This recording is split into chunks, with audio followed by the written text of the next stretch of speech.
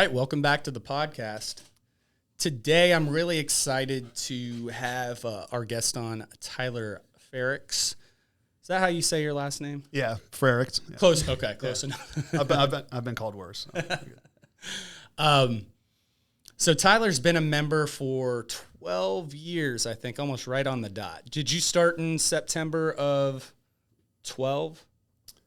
Yeah, I started right when you opened this one over here. Right when we got into Grandview, correct? Yep. Yeah, that's what I thought. I remember, you were there week one. Funny story just to kind of introduce him. I think I remember us doing Fran, I think the first weekend that we opened, like one of the first. It was like one of the first week or two on a Saturday. We did Fran, and Tyler put up, I think, right around like a 3:30 time. And I hadn't seen him, but we were pouring in new members really fast when we had moved to that location. And, he looked smooth. He looked like he knew what he was doing. And I had just assumed he had moved into the area and had been doing CrossFit for a few years and was really good at it. And I remember talking to him like not too long after that. And you were like, you were of course an athlete before that, but you were, how long had you, was it just at our gym that you had done it? Yeah. Okay. I messed around with it a little bit. Yeah. And Urban Active or whatever it was back in the day. And so I was relatively familiar with some of the movements. Yep. But you were weeks into it. I just remember him. He put a monster time on it. Like, I mean, something that looked like he had been doing this for a couple of years at least. And right away, I was like, oh, this guy's going to be pretty good at this stuff. And I think that's kind of a good segue. Like, so what was your background, sports growing up, kind of leading into finding CrossFit?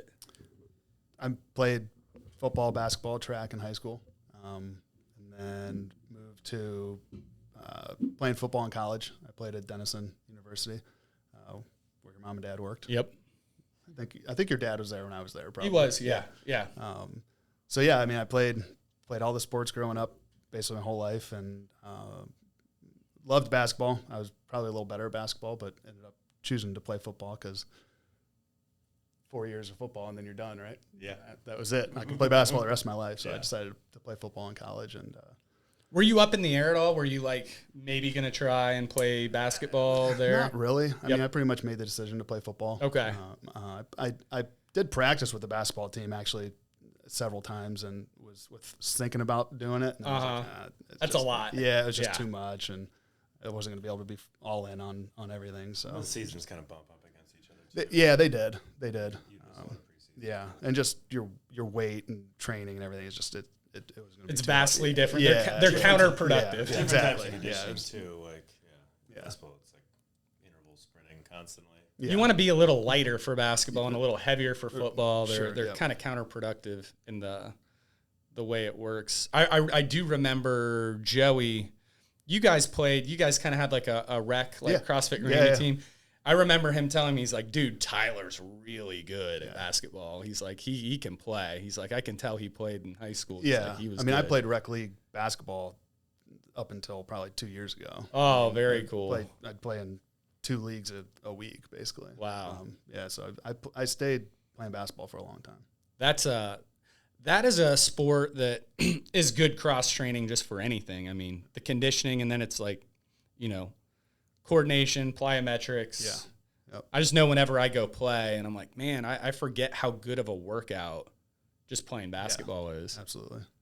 That's really cool. So when you got out of Denison, did you move into the Grandview area or Upper Arlington? Or Yeah, I lived downtown. Okay. For a few years. Okay. And that's when I started looking at CrossFit, and I think you guys and Fit Club were like the only 2 CrossFit gyms in inside the outer belt at least. Yeah, and even close. I was like, oh man, I don't want to drive to Gahanna every day. It was too far. Yep. And I was about to join at Fit Club. And I remember you guys used to put your workouts on your website. Yeah. You like blog it or whatever. It's still on there. I keep it active. If you peek around, it's still on there. Yeah. And I would look at them sometimes. And if it was something that you could do at a gym, I would pull it off and do it sometimes. Yep. And I remember I randomly got on. It's like, oh, so what was it, Gahanna Rogue Fitness, whatever you're called. Yep. And it popped up that you put the blog on. We're moving to Grandview, like that day. Oh, cool. And I'm like, awesome. I think I sent you an email like right then. I was like, hey, can I come in and get signed up for when you're moving to Did you sign up in Gahanna?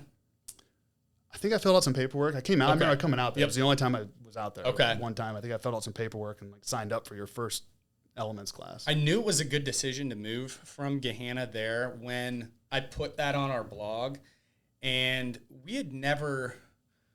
It was really tough for us to crack 100 members there. I remember it was really tough, and I remember when we moved, I had 127 people on our roster, and I was like, we're maintaining like 35 more people than we ever have suddenly the month before we're moving.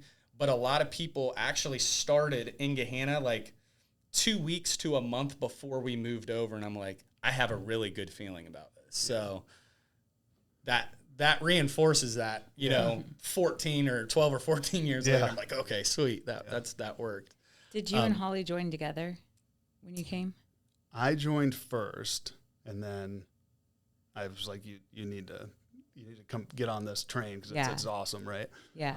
I remember I got, a bunch of my friends at that point. We all joined. Yep. And, I had a group of 7 or 8 of my friends that I hung out with that ended up joining and did it for a few years. So that's cool. Yeah. And your age was what I was wanting to market to, because just a few years before, I was post-grad and had got the whole Rogue thing going. And I would come down into the Grandview area, and that's where most of my friends lived. And so they'd rent houses and pile in or be in apartments. And I kind of lived out in like the New Albany, Gahanna area, but I kept always coming down here, and I'd be like, at bars, or we'd be out to eat, and I'd just look around, and it was all like guys like me. Yeah. And I'm like, and that's what our gym was like in Gahanna, but they were all driving like 25 miles across town. I'm like, I gotta get it down here, because it's just way out of the way. Yeah. And that's really cool. So when Tyler joined, like very quickly, like you took to it like as your new sport, from what I could see. I remember that's kind of like when we got our level 2 thing was, it didn't take long before I saw that we needed to make a bit of a, some gyms, they do a really good job of like having everything in one class. And I think we do a good job of that in like all levels, but we made just like a big shift to like a level 2 and at all levels. And now I think I like how we step it with, the different levels and the all levels and do it that way. But we made that level 2 shift, and, you picked up on it. And I think that first year was 2013 when the Open came up. Was that the first Open that you did? Yep. Okay. And, you like really performed very well. I think you might have, like outside of Graham, you might have been right at the top of the heap for our gym. And, you really led that team in a really cool way. You and Kelly like kicked off like the regional. Kelly, Yep. And she was on a semifinal team this year. Was she? Okay. Yeah, I saw her. She was here with the Arnold, maybe. Yeah, she was on a semifinal team this year, and I talked to her a little bit then. Because she started right when I did. I think we were right. How old was she when she started? She had to be like. She was in college, wasn't she? Or just out of college? 23, I think. Yeah. Oh, okay. Yeah, right around like 23. She had just played hockey at OSU. Yeah. Okay. So now she's not, I always think of her as a kid because she looks so young.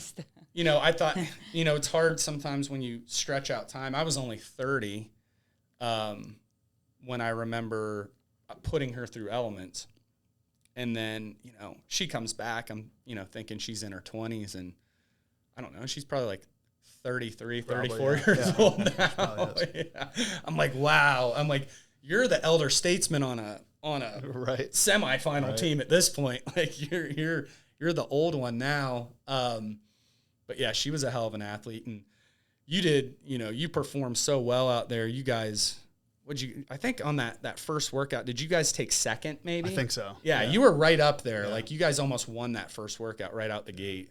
That was really cool. It was So a we'd team had jacket. high expectations after that, and then Yeah. We had our last workout, we were right there. Yeah. We were like leading that. We had a couple good workouts, and then we had a couple ones that went sideways on us. And then the next year, unfortunately, Andy got hurt, and it kind of like what that did though. still did a rope climb though with a broken collarbone or broken rib or whatever. I know. That's insane. I can't imagine how bad that hurt. How much worse he might have made it too. I think I remember Mike telling him, Mike was like, "Dude, you're fine. Come on, like, you're gonna be all right." And he's like, "Dude, I don't think I can't feel my arm." That was so tough to watch because he had to run out with like his arm in a sling for it was like half of the events. He'd run out and then they'd all like go through, and then we had to go to where we had to stop, and then he'd just stop, and then I think with that. In a weird way, I think it was like a kind of a blessing in that it like really lit a fire under that whole squad's ass for the next year when they made the games really like, top 10 team and all of that. And, so you had a really cool run on the team, but what I really wanted to talk about is like after that, you've maintained this is a long time ago we're talking about. This is like 10 years ago, but you've maintained a consistent high level of fitness like no one I've ever seen in here across the board for a decade after that. Like, and you've changed your training a little bit. So you've moved back from like level 2 classes into all levels. And I had a similar transition. When did you make that switch? Probably similar, probably right after that season. 15 or 16? Whenever the second was at 14, we went to the regionals, and then so probably after that. I mean, my daughter was born. In 2016. That was really when it was like, all right, like, I don't have. You're not sleeping yet. That too. Yeah. Yeah, you're gonna didn't kill have yourself. 2 hours to train every day. So you did that for about 3 years, like really intensely, and then you were on the team for 2 years. Yes. Okay. Okay. Yeah. And then once we had kids, it was get it in when you can. So that was when I really stepped back and career work, that starts to pick up. Started to ramp up a lot. So it's like I can't leave work at 4:00 and get to a level 2 class at 4:30 or whatever it was. So what's cool is I saw Tyler. I was telling Brandon this. I saw him at my daughter's cheerleading practice, and I could tell he was going out to do something because you had like your earbuds in and you had this look on your face like I'm going to get something in, and you came back and it was like Sunday at noon, and I asked you, I was like, did you just get back from a run? And you're like, yeah, this is how I have to get it in. And it's like such a testimonial to like, just utilizing your time how you need to, because I mean, these girls are out there for like an hour and a half and you can watch some of it, but you don't really need to be staring at them for 90 minutes. I mean, half the time they're not paying attention either. They're sitting down, but it was really neat just to kind of see like, hey, you might've gone out on a 25, 30-minute run. Yeah. I mean, it was probably gone for 40 to 45 minutes. Yeah. I ran 10 miles. I mean, it was long. It wasn't far, but it was a long time domain. But just utilizing that time and not having an excuse to like, okay, I'm just going to rest today, or now 2 days got away from me, 3 days got away from me. So I think it's really cool to see how people manage everything and like how you're juggling like so many different balls. Do you have like a plan every week for how many like CrossFit workouts you get in, or? I pretty much plan on working out every day. Yeah. That's like I wake up and I have my gym bag in my car pretty much every day. Doesn't always work out, but so no, I don't really follow a schedule, and I'm in all different classes. I'll do 4:30 once a week. Mondays is like the only day. I'm kind of like a standing 4:00 leave at work, and then other than that, I'll do a noon once a month probably, and work out in the morning here and there, and then I have a decent setup at home too, so I'll work out at home as well. But then the girls have practice, and I'm like, all right, they have practice from 6 to 7 on Wednesday or whatever. I know I'm going to run that day because I'll ride my bike down, drop them off, go, come back. You're pretty consistent on Saturdays too. Saturdays, yeah, because Holly and I will come in on pretty much every Saturday. Yeah. Yep. And I remember talking to you about that a few years ago. Kind of like your setup. You're like, I'm about 3 or 4 days a week in here, and then I'll do like some dumbbell stuff at home or a workout at home, and then or like a run. And what that I remember, because I'm always kind of watching him. Like he always had his, like, I just got back from workout with Tyler. It's so amazing. No, he's just super consistent, and we have like, similar sort of game in what we do. Like, pretty consistent at everything. But he's just, always seems like he's in great shape. You don't vary a ton. And I remember asking him, and it was just like getting those workouts in when you can on your own. And what it probably does too is it keeps some days where it's not white knuckling it. Yeah. And it keeps your body a little healthier. So like when you're here at CrossFit, it's a focused day. You're gonna kind of do this. And then you can kind of level out, or like, okay, this kind of hurts, or this, I'm going to stay away from that a little bit. And coming into the gym is your best workout. Like those are the best days. Is the hardest days. I go harder here. Yep. So yeah, being at home. I mean, I've definitely put myself through. I mean, like maybe last weekend I did like an interval bike workout or something, and Holly's like, "Why do you do this to yourself at home?" I don't know. I just got into it and just went harder than I probably wanted to. Yep. But yeah, nothing compares to coming in here. So those are. It's not a rest day, but it's more of like a move day. Yeah. Yep. It's probably helped keep your body healthy though. I've stayed relatively healthy. Yeah. Have you had injuries? I feel as good now as decade? No, I mean, I feel as good now as I ever have. Yeah, I haven't seen you like wearing a brace or talking about being out, or I pulled my hamstring playing basketball. That's when I stopped. Okay. That was the Open 2 years ago. Yeah, I remember that. The one that had running and everything else, and I was like hobbling through it, but you still, I remember you kept the chain going though. I remember you really dealing with that, like on like that thruster and stuff. Yeah. That was that was one of the worst injuries I think I've had. Those are frustrating. Oh man, they linger. Yeah, they linger. It's because that your hamstring shortens, it forms scar tissue, so it keeps like re-pulling easily. Especially with like any explosive movements. Right. Yeah, I have one on one side that I have to really watch. But my parents always did this, so they would. They would always. I remember my parents would like take you to practice, and they'd leave because they'd go run or go somewhere, do something, and come back, and they'd in be a all small sweaty. town, everyone probably thought they were insane. Nuts, right? yeah. I mean, I remember my mom picking me up or coming into the school, and like in the '90s, it was like the track suits, right? Like and she'd like pick me up in her, I'm like, why can't you just wear normal clothes? She's just like be wearing, Well, what's funny is kind of like normal to wear workout clothes now. Like, totally. When you're picking up your kids, but. I grew up in a small town too, and just being outside, like I would run on our dirt road, people would like honk at me, like cuss at me, and like they're just like, "What are you doing? You're insane!" And like, everybody knew my parents because they'd be running or biking. That's so cool. How'd they get into that? And they did triath. They were triathletes and did marathons and half marathons and ran.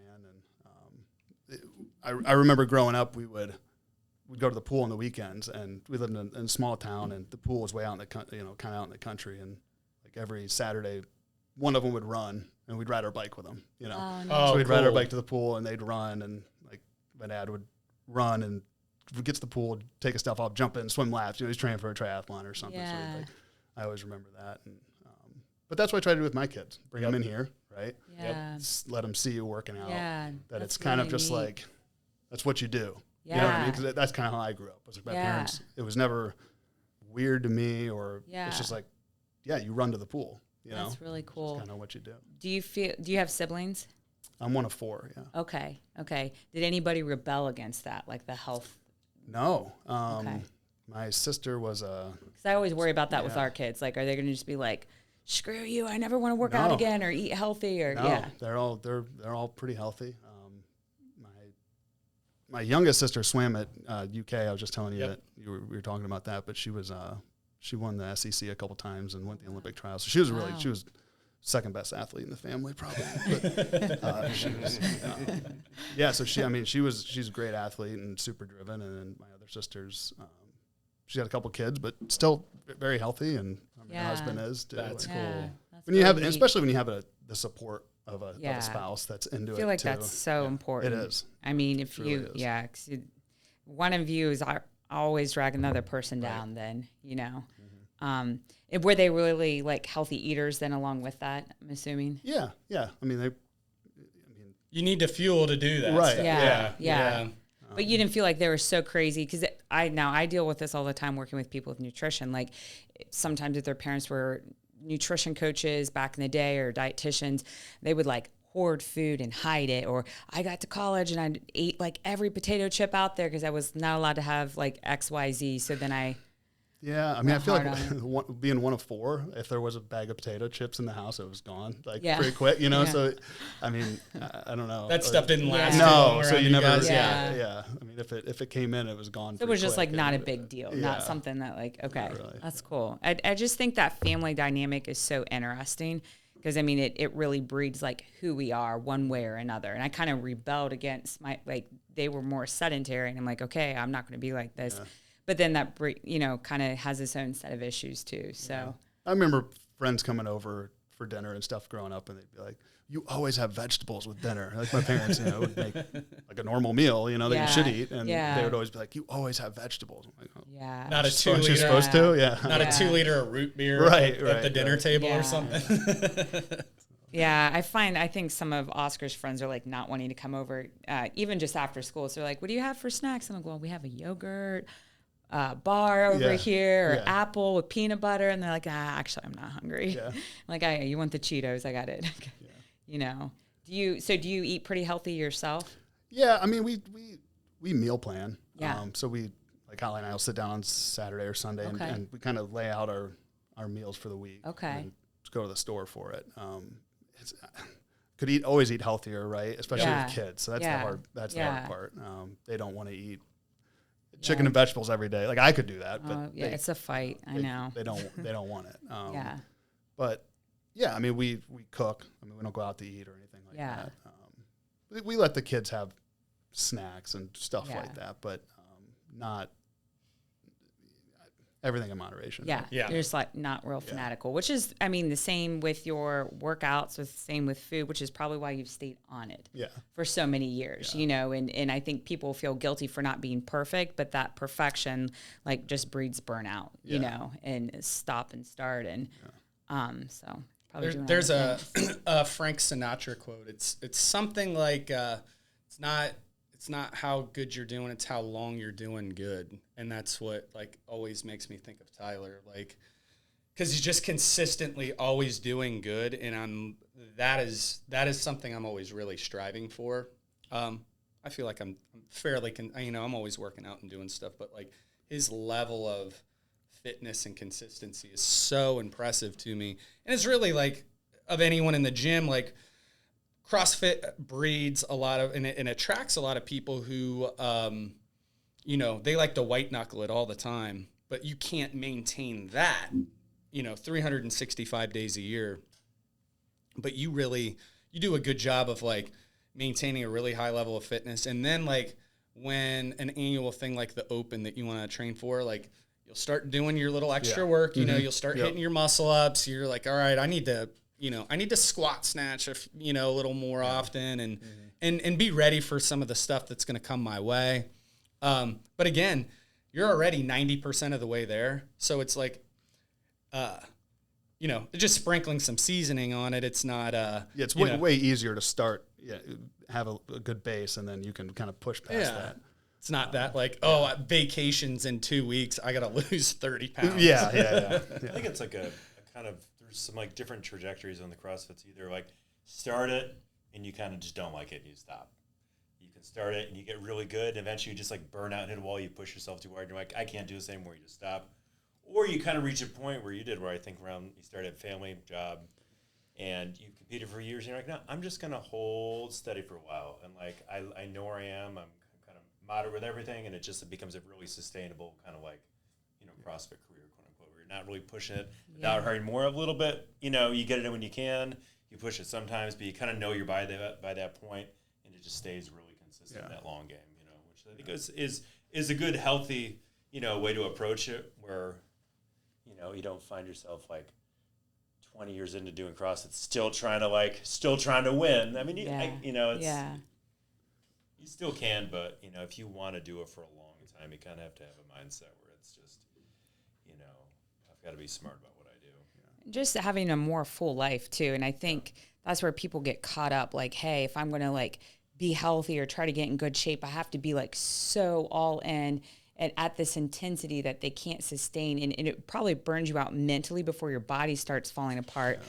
And then it really, if you can just like, if you don't have kids, maybe just have other hobbies or not take it so seriously, or just really not taking yourself so seriously and so all consumed with it. Because, you know, I burn out way less now that I have more going on, just because I can't think about it all the time, whether it's like fitness in any sort of capacity, you know. Yeah.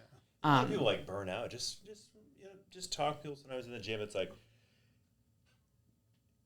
you put too many like of your happiness eggs in a CrossFit basket, and it's like you start to just really get flustered and burn out and resentful. It's like you don't enjoy. This is supposed to be something you like and enjoy, and again, instead you're just putting so much pressure and stress on yourself. For what? Like, what's the point? Right. Like, you know, train hard, have fun here. If it's not a great day, just give it what you can. Get out and just enjoy your life and have other hobbies and friends and family or passions. And you know, it's one thing if you're trying to compete. I get it. There's a time in your life where you can do that, but at some point you just have to be like, no, I'm just going to try to stay healthy and push hard and just not put so much pressure on myself. Right. It's that pressure. An hour. It's a workout. You didn't get out. Right. You're winning. You're already winning. Yeah. Well, what I've seen with him is that it's kind of what we've talked about. It's the lifestyle now.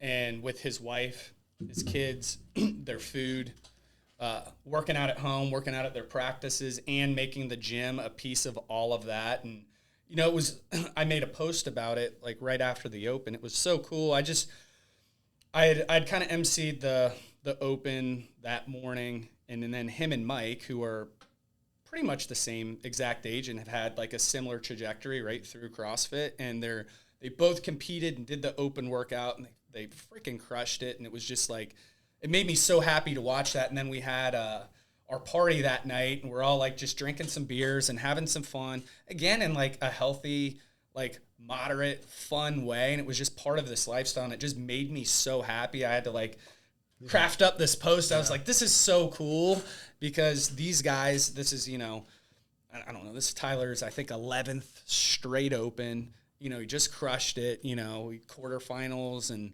all of that. And same with Mike.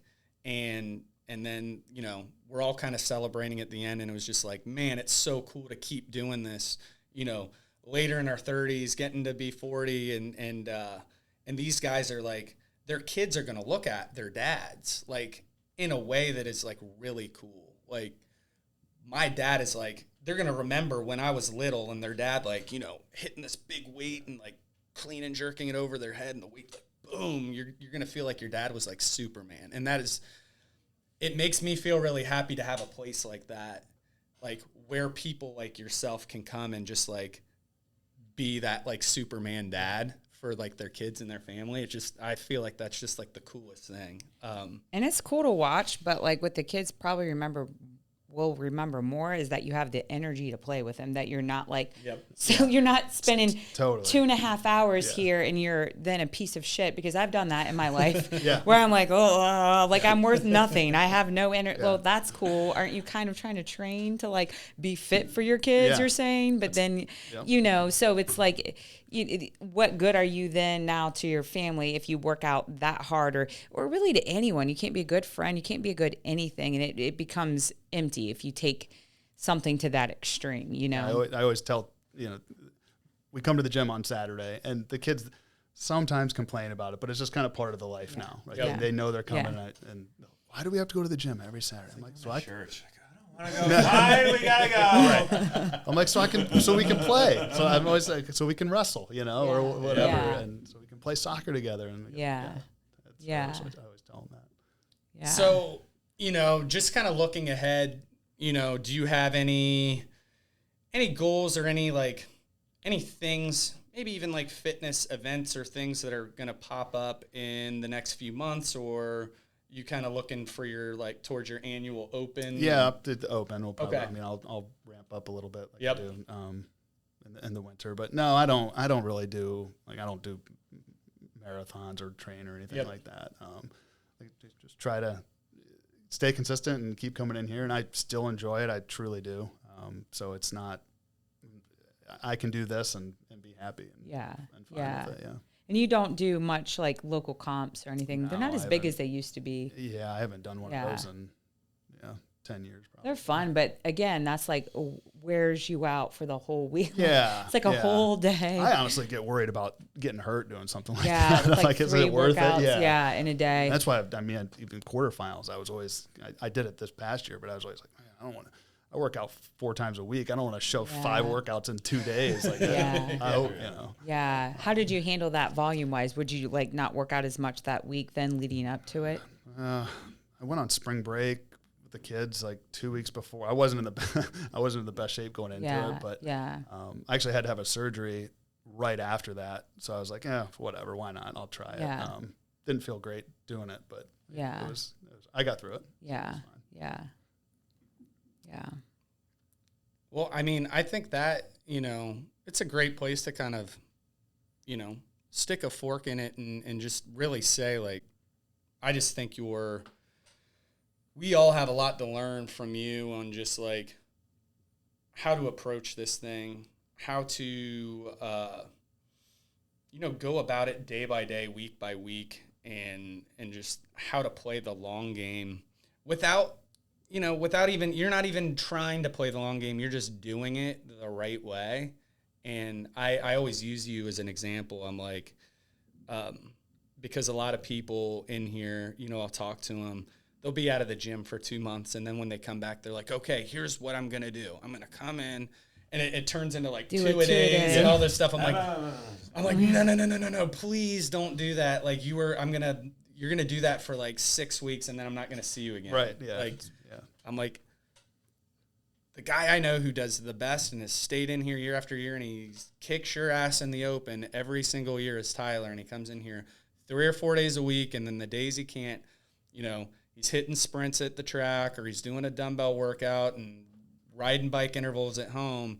And he does this week in and week out and he's good all the time. And it's hard for people to wrap their head around. But once you do it, then you're more in tune with your body and all of that. And it's so impressive. And I think it's a lot easier said than executed on for all of us because you run into life. Like, I don't think we even got into it, but you're an owner in the company that you work for, correct? Yeah. Part owner of it. So, you're a partner and an owner in this. So 45 other families I got to take care of too on top of. Absolutely. Like you have a lot of responsibility. He has a ton of responsibility at work and outside of here, and he makes it all work. And I'm just proud to have you in here as a member and love seeing you in here every day, man. Thanks for coming on. No, thank you guys. Appreciate it. Yeah. Thanks, Tyler.